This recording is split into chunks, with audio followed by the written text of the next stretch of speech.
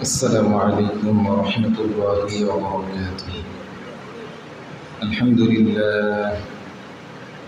لله نحمده ونستعينه ونستغفره ونؤمن به ونتوكل عليه ونعوذ بالله من شرور أنفسنا ومن سيئات أعمالنا.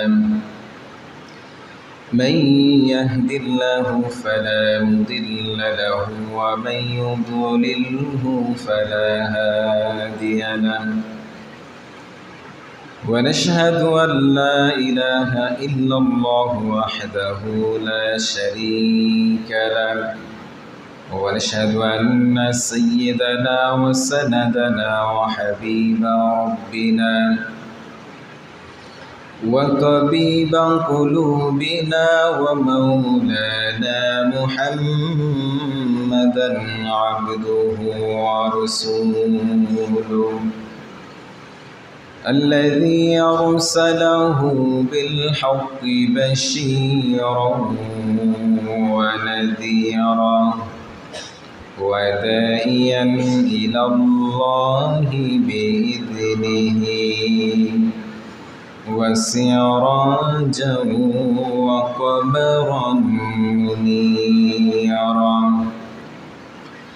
أما بعد فأعوذ بالله من الشيطان الرجيم.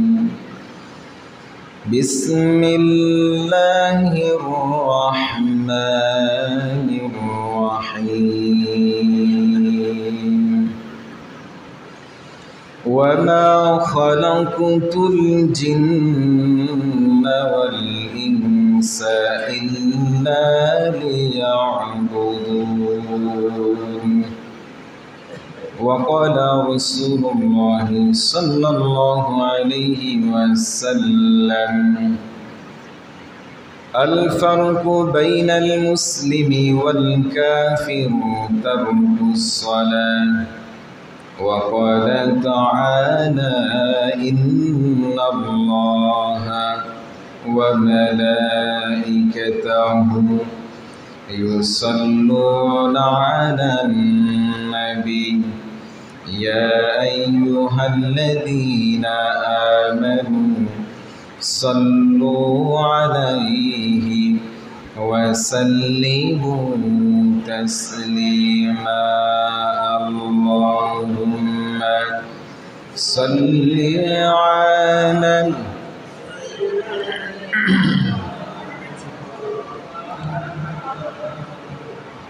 وعلى آل سيدنا.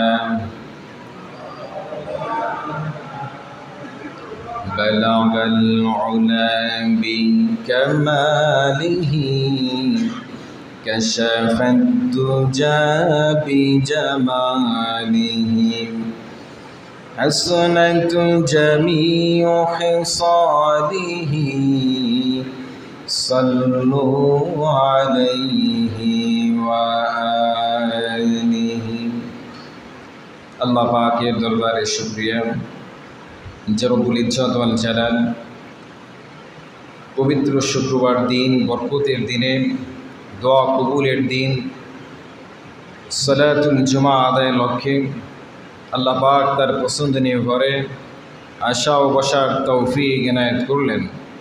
পাশাপাশি কোরআন ও সুন্নাহর আলোকে কিছু কথা বলার এবং শোনার তৌফিক দান করলেন। সেই জন্য মহান আরশের মালিক, কুল কায়নাতের মালিকের দরবারে অসংখ্য অগণিত শুকর এবং সুজুদ বলি আলহামদুলিল্লাহ।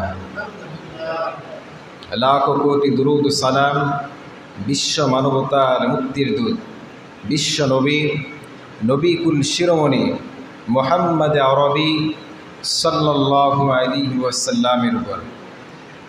সম্মানিত হাজিরিন, রব্বুল আলামিন একমাত্র শুধুমাত্র কেবলমাত্র মানব গোষ্ঠীকে জ্ঞানবান, বিবেকবান, মেধা প্রজ্ঞা দিয়ে সৃষ্টি করিলেন।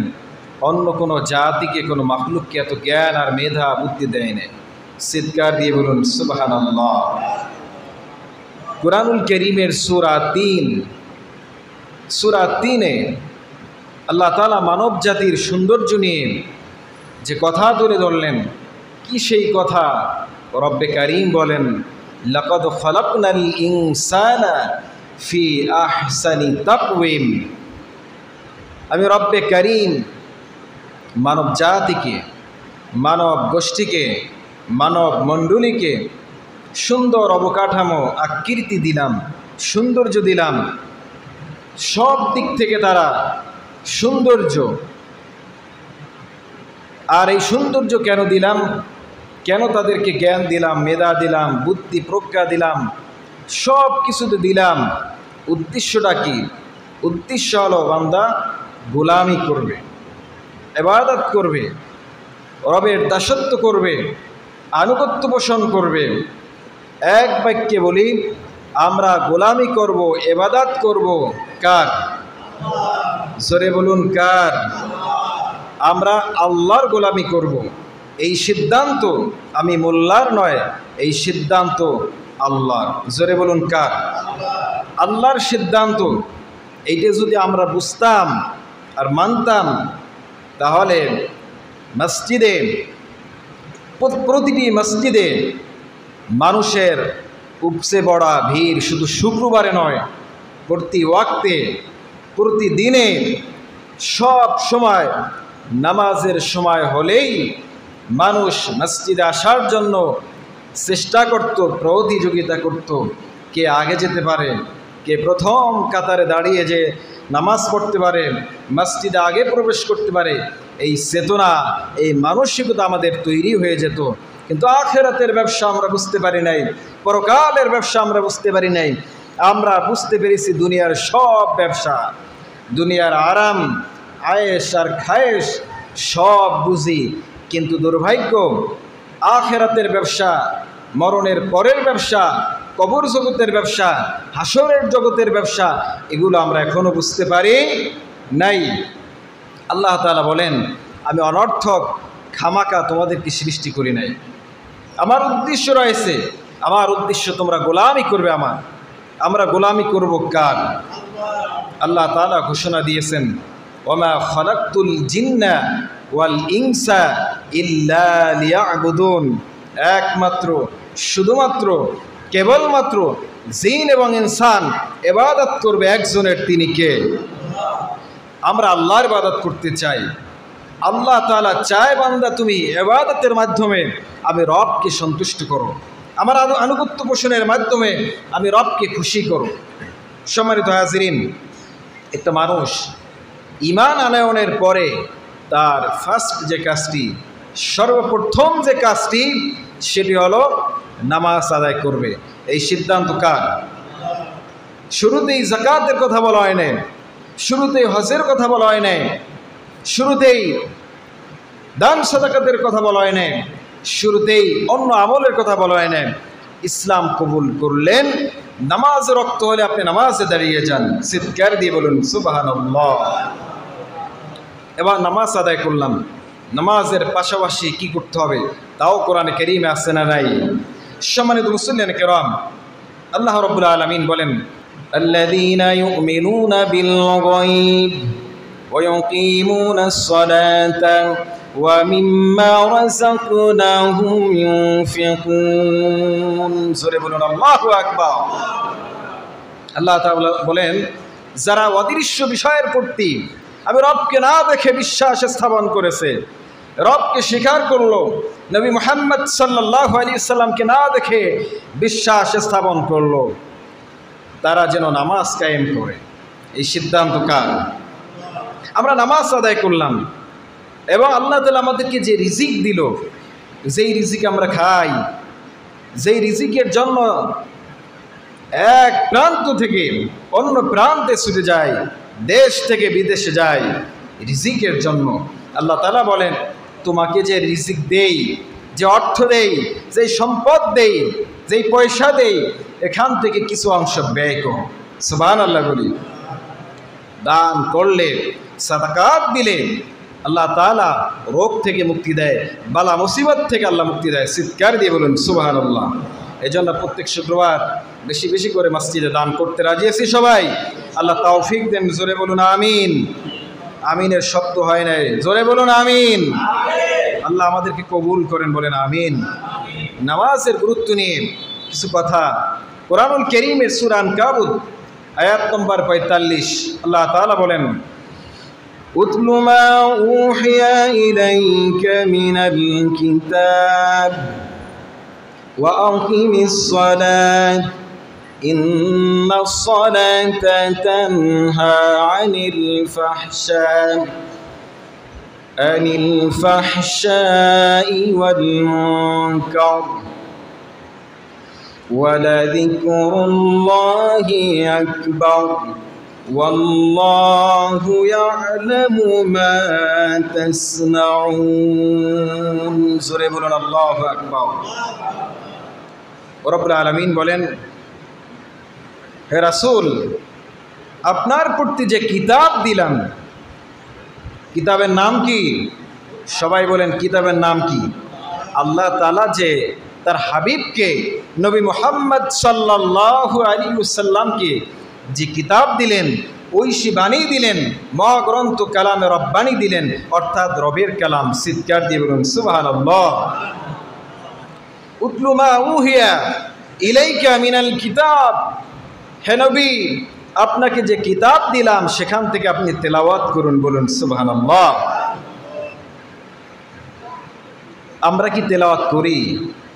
এই তেলাওয়াত করার নির্দেশ, কোরআন পড়ার নির্দেশ, বোঝার নির্দেশ দিয়েছেন একজন, তিনি কে? আল্লাহ আমাদেরকে কোরআন পড়ার কথা বলেন। আমরা তো কোরআন পড়তে পারি না, কোরআন শুনতেও চাই না, কোরআন বুঝতেও চাই না। দুনিয়া সব বুঝি, দুনিয়া সব বোঝার জন্য সময় দেই, এই ব্রেনটা দেই, মেধা দেই, কিন্তু কোরআনটা বুঝতে চেষ্টা করি না। আল্লাহ আমাদেরকে কোরআন বোঝার এবং আমল করার তৌফিক দেন, জোরে বলুন আমিন। কোরআনুল কারীম তেলাওয়াত করবেন, আর কি করবেন? ওয়া আকিমিস সালাত, নামাজ প্রতিষ্ঠা করবেন, নামাজ কায়েম করবেন। এই কায়েম এবং প্রতিষ্ঠা, আমরা যারা মসজিদে আসলাম, কেউ হয়তো তার সন্তানকে একথা বললেন যে বাবা আজান হয়েছে, চলো যাই নামাজে যাই। খুব কম সংখ্যক বাবা, খুব কম সংখ্যক পিতা তার সন্তানকে এই নসিহত করি। অথচ হযরত লুকমান আলাইহিস সালাম কোনো নবীও নয়, কোনো পয়গম্বর নন, তিনি তার সন্তানকে নামাজের জন্য নসিহত পেশ করলেন। সেই নসিহত আল্লাহ রাব্বুল আলামিন কুরআনুল কারীমের সূরা লুকমানে তুলে ধরলেন, বলুন সুবহানাল্লাহ।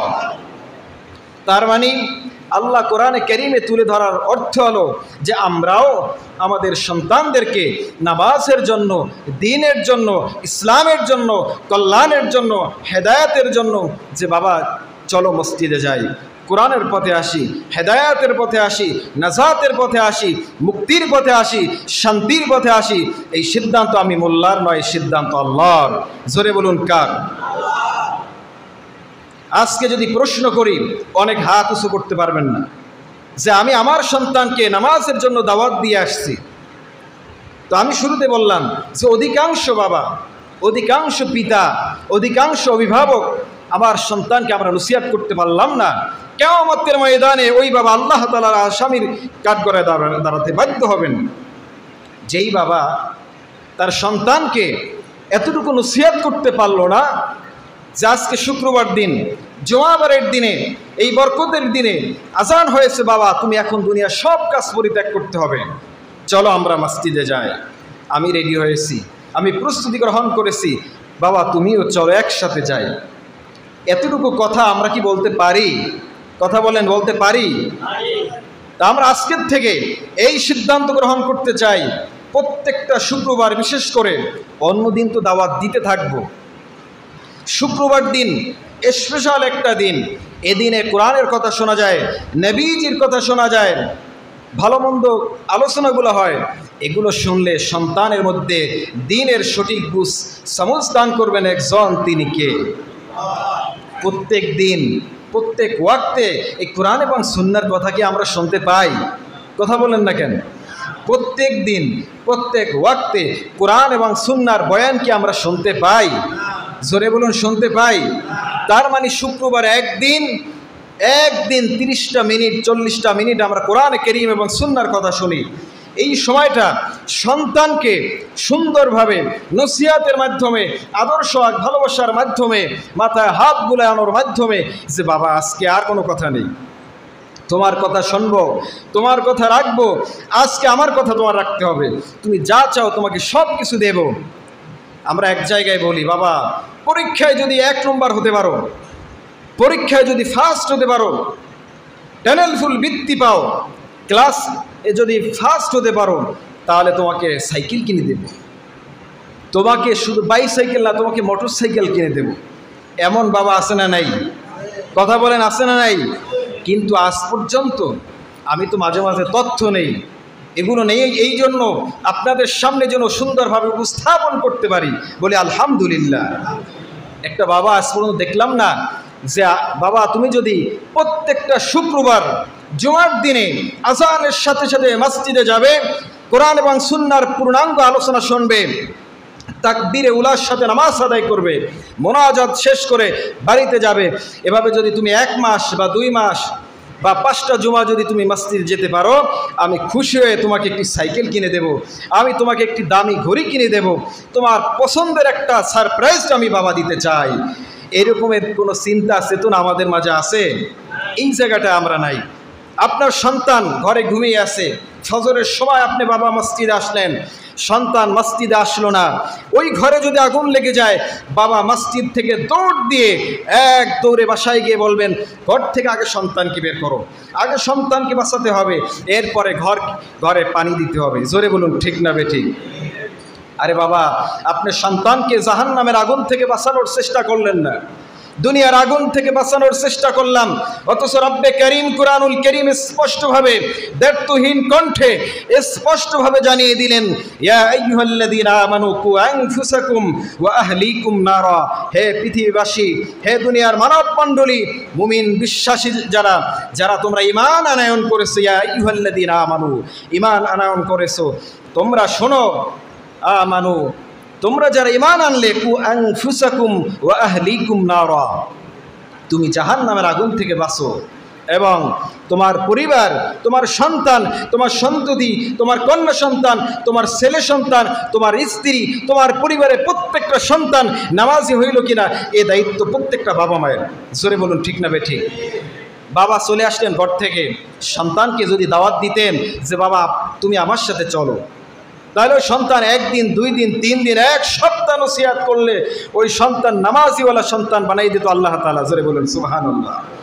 কিন্তু আজকের থেকে আমরা এই সিদ্ধান্ত নিব, কারা কারা সন্তানকে শুক্রবার দিন জুমাবারের দিনে কোরআন এবং সুন্নাহর আলোচনা শোনাতে চাই সন্তানকে, এবং সন্তানকে সুন্দর করে বুঝাইয়ের মাধ্যমে, আদর ভালোবাসার মাধ্যমে মসজিদের সাথে করে নিয়ে আসতে চাই। এমন কে কে বাবা আছেন? হাত উঁচু করে আল্লাহকে দেখান। আল্লাহ আমাদেরকে কবুল করেন, বলেন আমিন, আর জোরে আমিন। কু আনফুসাকুম ওয়া আহলিকুম নারা, আল্লাহ তাআলা ঘোষণা দিলেন, তুমি জাহান্নাম থেকে বাঁচো, তোমার পরিবার বর্গে যত সদস্য আছে প্রত্যেককে বাঁচানোর জন্য চেষ্টা করো। আজকের থেকে আমরা নামাজি হব, পাক্কা নামাজি হয়ে গেলাম, এবং ঘরে কে নামাজ পড়লো কে নামাজ পড়লো না সেই খোঁজ খবরও নিতে চাই। জোরে বলি ইনশাআল্লাহ। ইনশাআল্লাহ শব্দ আসতে মানে সবাই ঘরে খোঁজ নেব না, চিৎকার দিয়ে বলুন ইনশাআল্লাহ। প্রত্যেকটা পরিবারের মূল সদস্য হলো, কর্তা হলো ঘরের পুরুষ। এই পুরুষের দায়িত্ব অনেক, দায়িত্ব আজকের থেকে আমরা পালন করতে চাই। আজকের থেকে, এই মুহূর্ত থেকে সালাত আদায়ের পরে ঘরে গিয়ে খোঁজ নেবেন যে আমার পরিবার, আমার বিবি সাহেবা, আমার আহলিয়া, আমার ওয়াইফ নামাজ আদায় করলো কিনা। আপনি চিৎকার দিয়ে, আমার মতন এখানে যেভাবে চিৎকার দিয়ে বলি কে কে নামাজ পড়বেন, এইভাবে জিজ্ঞেস করবেন না, আসতে যাই বলবেন যে আমার প্রাণের কলিজার স্ত্রী তুমি আমার অনেক স্বপ্নের মানুষ, অনেক আমার চাওয়া পাওয়া স্বপ্ন তোমার কাছে, তোমার সাথে জীবনের পুরো সময়টাই পার করতে চাই। আল্লাহ যতদিন বাঁচিয়ে রাখবেন তোমার সাথে দিনের পর দিন, ঘন্টার পর ঘন্টা, রাতের পর রাত, মাসের পর মাস, বছরের পর বছর যুগ পার করলাম, কত জীবন সময়টা তোমার সাথেই তো পার করলাম। কোনো সময় তো জিজ্ঞাসা করলাম না? আজকে মসজিদে ওয়াদা করে আসছি, আজকে মসজিদে হুজুর এই সিদ্ধান্ত আমাদেরকে নিতে বলছেন যে নামাজ পড়ছে কিনা। আজকের থেকে তুমি আমাকে ভালোবাসো যদি সত্যিকারে, তাহলে তোমাকে ওয়াদা করতে হবে। কি ওয়াদা? আজকের থেকে প্রত্যেক ওয়াক্ত তুমি স্ত্রী নামাজ পড়বা। এই সিদ্ধান্ত হুজুরের না, এই সিদ্ধান্ত আল্লাহর। জোরে বলুন কার? নামাজ পড়ার সিদ্ধান্ত পৃথিবীর কোনো মানুষের নয়। নামাজ পড়ার সিদ্ধান্ত আমাদের হায়াতের মালিক, আমাদের মৌতের মালিক, সুস্থতার মালিক, অসুস্থতার মালিক, ভালো মন্দর মালিক, রিজিক যিনি খাওয়ায়, রিজিকের রাস্তা যিনি বন্ধ করে দেয়, তিনিই সিদ্ধান্ত নিয়েছেন প্রত্যেক নর এবং নারী, প্রাপ্তবয়স্ক বালে এবং বালেকা নামাজ আদায় করবে। সিদ্ধান্তটা কার? জোরে বলুন কার? আজকের থেকে আমরা নামাজ পড়বো তো ইনশাআল্লাহ। আমাদের স্ত্রী নামাজ পড়লো কিনা সেই খবর নেব, পাশাপাশি নিজেদের ছেলে মেয়ে নামাজ পড়লো কিনা এই দায়িত্বটা আমরা পালন করব। চিৎকারে বলি ইনশাআল্লাহ। আল্লাহ কবুল করেন। জোরে বলেন আমিন, আরো জোরে আমিন। নামাজ মানুষকে গোলামি শিখায়, আল্লাহর গোলামি শিখায়। নামাজ আসলে পরে অন্তরটা নরম হয়, দিলটা নরম হয়, আত্মা প্রশান্তি লাভ করে। বলুন সুবহানাল্লাহ। ভদ্রতা, নম্রতা, শালীনতা, শিষ্টাচার শিক্ষা দেয় একমাত্র, শুধুমাত্র, কেবলমাত্র নামাজ, সালাত। চিৎকার দিয়ে বলুন সুবহানাল্লাহ। আপনি একটা মানুষের সামনে কান ধরে দাঁড়াবেন না, অথচ মসজিদে আসলে পরে কে প্রাইম মিনিস্টার, কে প্রেসিডেন্ট, কে মন্ত্রী, কে এমপি, কে চেয়ারম্যান, কে মেম্বার, কে মাতুব্বার, সব মানুষ এক কাতারে দাঁড়িয়ে কান বরাবর হাত উঠায় কি উঠায় না? সব শ্রেণীর মানুষ, কালো, রঙিন, শুকনা, মোটা, সব ভেদাভেদ ভুলে গিয়ে এক কাতারে সামিল হয়ে সমস্ত হিংসা, বিদ্বেষ, অহংকার, দেমাগ পরিহার করে এক কাতারে দাঁড়িয়ে যায়। চিৎকার দিয়ে বলুন সুবহানাল্লাহ। নামাজ মানুষকে ভ্রাতৃত্ব বন্ধন শিক্ষা দেয়। নামাজে আসলেই পরে শৃঙ্খলা শিক্ষা হয়, নামাজে আসলে পরে চরিত্র গঠন হয়, নামাজে আসলে পরে অশ্লীলতা, নগ্নতা, সমস্ত খুন খারাপি, সমস্ত অপরাধ থেকে আল্লাহ তাআলা মুক্তি দেন, বাঁচিয়ে রাখেন। চিৎকার দিয়ে বলুন সুবহানাল্লাহ। এ কথা কার? কোরআনুল কারীমে রব্বে কারীম বলেন, ইন্নাস সালাতা তানহা আনিল ফাহশাই ওয়াল মুনকার। রব্বুল আলামিন বলেন নামাজ সমস্ত অশ্লীলতা, বেহায়াপনার থেকে বাঁচিয়ে রাখেন। বলুন সুবহানাল্লাহ। আর জোরে বলি সুবহানাল্লাহ। আল্লাহ তাআলা চায় তোমরা আমার নিকটবর্তী গোলাম হও। আল্লাহ চায় প্রত্যেকটা গোলাম রব্বে কারীমের নিকটবর্তী হও। আল্লাহর নিকটবর্তী হওয়ার একটি মাধ্যম আছে, মাধ্যম হলো, সিস্টেম হলো, পদ্ধতি হলো আপনি সিজদা দেন আল্লাহকে। আমরা সিজদা দেই কাকে? জোরে বলুন, আমরা সিজদা দেই কাকে? আল্লাহকে। সিজদা দিলে আল্লাহ খুশি হয়। আল্লাহ বান্দাকে বলে, আয় আমার কাছে আয়, আয় আমার কাছে আয়, আমি তোকে কাছে নিতে চাই, আমার প্রিয় করতে চাই, আমার আপন করতে চাই। উসজুদু ওয়াক্তারিব, আল্লাহ তাআলা বলেন উসজুদু ওয়াক্তারিব, সিজদা দাও আর আমার নিকটবর্তী গোলাম হয়ে যাও। সিজদা ছাড়া, আল্লাহর ইবাদত ছাড়া, নামাজ ছাড়া আল্লাহর ওলি হওয়া যায় না। নামাজ ছাড়া আল্লাহর বুজুর্গ হওয়া যায় না। নামাজ ছাড়া পীর হওয়া যায় না। নামাজ ছাড়া তাকওয়াবান হওয়া যায় না। নামাজ ছাড়া আল্লাহর প্রিয় মানুষ হওয়া যায় না। চিৎকার দিয়ে বলুন সুবহানাল্লাহ। যারা বলে নামাজও লাগে না, রোজাও লাগে না, তারা নিঃসন্দেহে আল্লাহ তাআলার একজন দুশমন গোলাম। যারা বলে নামাজও লাগে না, রোজাও লাগে না, হজ লাগে না, যাকাত লাগে না, ও কি মুসলমান? ও কি মুসলমান? ও মুসলমান হতে পারে না। সম্মানিত হাজরিন, কিয়ামতের ময়দানে এই দুনিয়ায় যেভাবে ভালো এবং মন্দ দুই শ্রেণীর মানুষ আমরা সাক্ষাৎ করি, সকালে ঘুম থেকে উঠলে, খুব মনোযোগ, এই পয়েন্টগুলি আলোচনা কিন্তু শেষ। পৃথিবীতে আমরা যখন সকালবেলা ঘুম থেকে উঠি, ওঠার পরে যে ব্যক্তি নামাজ পড়ে আর যে নামাজ পড়ে না, সাক্ষাৎ হয় কি হয় না? জোরে বলুন, সাক্ষাৎ হয় কি হয় না? নামাজি ব্যক্তি আর বেনামাজি ব্যক্তি পরস্পর সাক্ষাৎ হয়। আল্লাহ তাআলা বলেন, দুনিয়ায় যেভাবে তোমরা সাক্ষাৎ করার সুযোগ পাইছো, আমিও কিছু সময়ের জন্য আখিরাতে পরকালে বিচার দিবসে নামাজি এবং বেনামাজি ব্যক্তির সাক্ষাতের একটা ব্যবস্থা করে দেব। চিৎকার দিয়ে বলুন সুবহানাল্লাহ। কোরআনুল কারীমে সূরা আল মুদ্দাসসির 40 এবং 46 নং আয়াত পর্যন্ত এই কথা তুলে ধরা হয়েছে।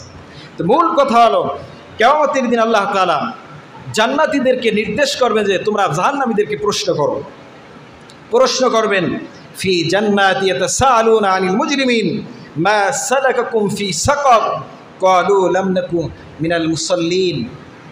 তারা প্রশ্ন করবেন জাহান্নামীদেরকে লক্ষ্য করে, তুমি জাহান্নামে আসলে একসাথে খেলাধুলা করতাম, একসাথে বাজারে যেতাম, একসাথে মাঠে ঘাটে রাস্তায় চলতাম, তুমি তো ছোটোবেলার আমার বাল্য বন্ধু, আরে আজকে তুমি জাহান্নামী, কোন অপরাধে তুমি জাহান্নামে আসলে?